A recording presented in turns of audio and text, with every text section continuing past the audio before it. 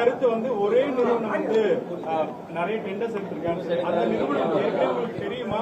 அதன் மீது நடவடிக்கை எடுக்கக்கூடிய சூழல் இல்ல. கண்டிப்பா அதற்கான காரணங்கள்னால தான் எந்தெந்த நிறுவனங்கள், அதாவது அவங்க சொல்லது என்னன்னா, ஒரு சில நிறுவனங்களுக்காக ஃபேவர் பண்றதுக்காக நிறைய டெண்டர்கள் விதிமுறைகள் நடந்திருக்கு.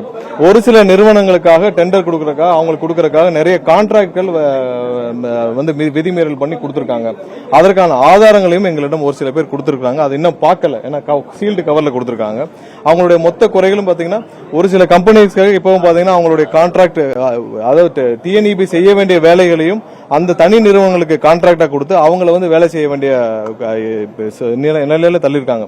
சோ அந்த தனிய நிறுவனங்கள் பயன்பெறும் வகையில் அவங்க சொல்றதெல்லாம் ஒரே நிறுவனங்கள், ஒரே நபர், ஒரு சில நபர்களை பற்றி தான்.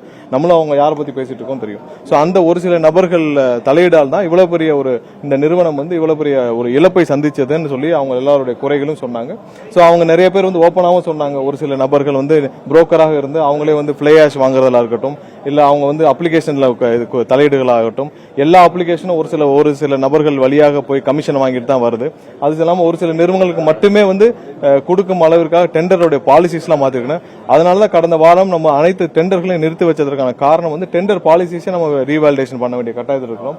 ஏன்னா எல்லாருடைய கவலையும் என்னன்னா 2.5 லட்சம் கோடி கடன் இருக்கு.